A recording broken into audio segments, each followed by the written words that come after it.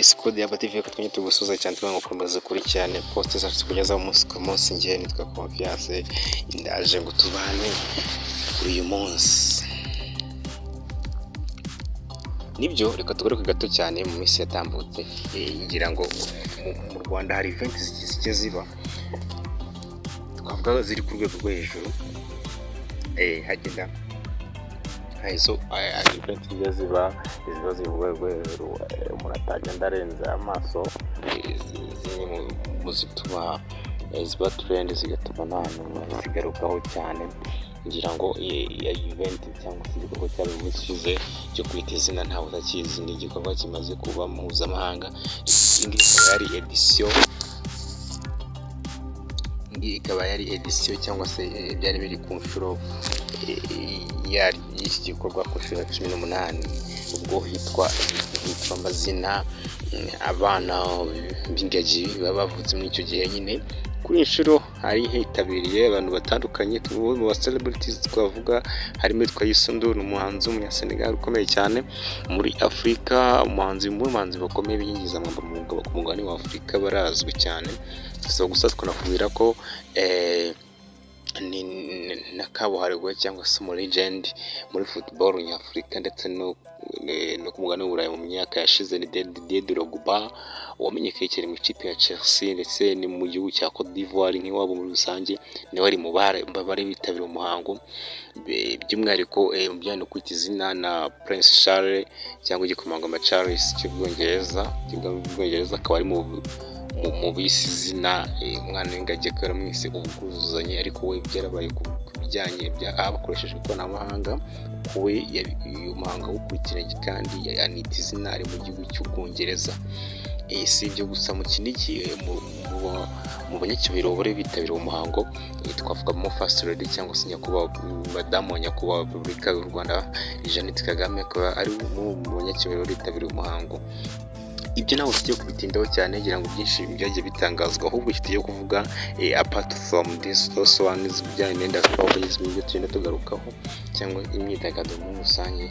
Tugiye kuvuga mu kuba abakobwa ba Miss ngira ngo izi inkuru za Miss yashize zarakozwe twagiye tunazanye ko natwe ariko igihe tugiye tubona aktivite zitandukanye cyangwa se mu gihe bivugwaho tugatuma tukagira icyo tutangaza natwe nka Yaba TV show.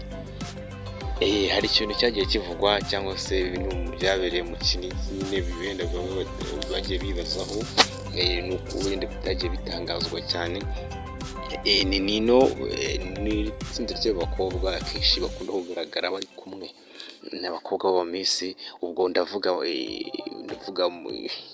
Nshuti Muheto Divine ari nawe Miss 2022 dufite ubu ngubu akaza Iradukunda Liliane wegukanye iri kamba 2018 akaza Mutesi Jolly 2016 ndetse na Nishimwe na 2020 abangaba bakaba baragiye bagaragara muri rusange bari kumwe mu mafoto agiye atandukanye ibintu byagaragaye ko ari byiza byanagaragaraga ko bashobora kuba bafitemo akazi yenda muri iyo event bitewe n'imyambaro bari bambaye so uniform then n'amabaji bari bafite byagaragaraga ko bari bafite ibyo bagiye bakora mu ngaho muri iyo event birumvikana ari mu Kinigi mu karere ka Musanze.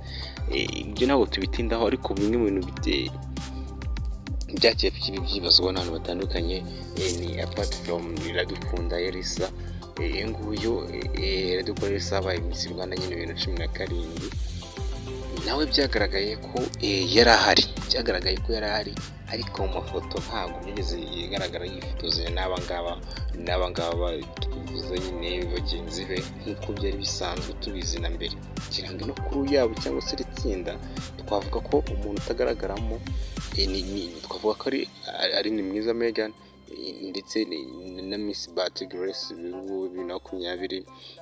2021 uyu mukobwa twavuga ko so ntabwo we yakunze wenda agaragara muri ayo matsinda y'abakobwa bombi hano muri rusange ntabwo yagiye akunda kugaragaramo.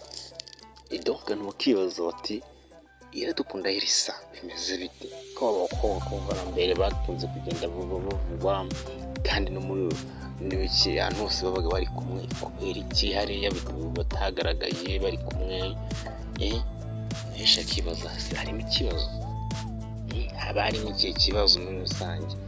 Ariko nanone ntabwo tugiye kujya tukonfirma ati ikibazo gihari ni iki, kuko umuntu wese ureba, umuntu wese uzi ubucuti bwabo bwa mbere n'ubundi wavuga ko kinahari, ntabwo twavuga ko waba ubeshye, kuko uyu mukobwa kuva yajyanwa mu nzego z'ubutabera, kuva yajyana mu byo zasaga zagiye ziba, nyuma yaho naho twavuga ko relationship yabo bombi hagati y'abagenzi be ntabwo byakomeje bimeze uko byari bimeze mbere. Hari ikintu cyagiye gihindukamo, cyagiye gihindukamo, ntabwo byakomeje uko byari biri muri rusange, kuko umuntu yagenda yibazaho ati se wabihuza dute, cyangwa ese hari aho byaba bihuriye no kutagaragara muri ambiance cyangwa se muri gusabana na bagenzi be. Se hari aho byabihurira, cyane ko no mu minsi iri imbere uwitwa Ishimwe Diodore cyangwa umenyeka nka Prince Kid aribwo azajya kuburanishwa mu mizi nyine, azajyanwa imbere y'urukiko, babona kuvuga bati ze bimeze bite, abakobwa hagati yabo ibyaha byifashe bite, ati se ibintu umubano wabo nta gatotsi kaba karimo. Kiko ikibazo umuntu agenda yibaza muri rusange, ariko mu by'ukuri ntabwo twata dukonfirma cyangwa duhamya ngo bimeze gutya, ariko biragaragara ko umubano atari mwiza, kuko ntabwo yagaragara kumwe nabo wenda ngo bisanzurane kuko twari tubizi mbere, kandi bigaragara ko nawe yari ahari. Hari bigaragaza ko yari ari, kuko yagaragaje video yafashe ya speech ya First Lady arimo avuga ijambo nyine, bigaragaza ko nawe yari ahari, yenda zo guhangura uko atahageze. Icyo twavuga muri rusange. Ikindi twajya tuvuga nuko muri la minsi abamisi nubwo ari byinshi bagenda bavugwaho, ariko basigaye bakora uko bashoboye nabo bakagira byinshi bigenda bagaragariza audience. Ngira ngo hari ibintu byitwa Vogue batangiye gukora, cyangwa ibyo tugenda tushatse kubisobanura muri rusange. Vogue ni uburyo ki umuntu ajya kuvuga kuri social media akagaragaza lifestyle cyangwa ubuzima bwe bwite, cyane cyane abantu benshi baba batazi, akagenda abugaragaza ku ma platform agiye atandukanye. Ngira ngo twavuga uwitwa Kayumba Darina, uyu nguyu niwe akunze kubikora cyane. Abantu benshi kugira ngo bareba videos zagenda akora buri kimwe cyose, ibintu byose igenda bigaragaza ubuzima bwe buri kimwe.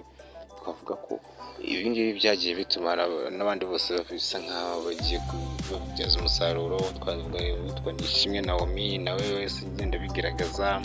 Ngira ngo hari ibijyanye n'umukunzi we, umutipe wagaragajwe cyane, nawe iteka ari natangiye gukora ayo video. Nyuma yaho nazana Mutesi Jolly, kubijyanye na Jolly ho n'ibindi kabisa. Afite channel yikundwa cyane, kurikiranwa ama video menshi ari gukora. Ngira ngo iherukaho ni ibijyanye n'urugendo yakoze, ibintu bikiri kuvugisha abantu benshi. Ari muri kajugujugu kabisa, afashe urutemikere ku Kanombe yerekeza Kibuye cyangwa Zara mu karere ka Karongi mu Burengerazuba. Ibintu yakoze atembera agasura muri hoteli nziza cyane iri hariya ku mazi. Yari kimwe mu bintu byatumye abantu babyibazaho, binagaragara ko Jolly ameze neza, kanzu rwose magufi, bigaragara ko amaze kukivugana neza kabisa. Byagiye bituma nyirana benshi babyibazaho. Icyo twajya tugomba kuri aho minsi bafata time bavuga kuri ibingibi byitwa vlog, bakagenda bagaragaza ubuzima bwabo bwihariye. Hari ibintu bigiye bitandukanye, icyo twagenda tukubwira.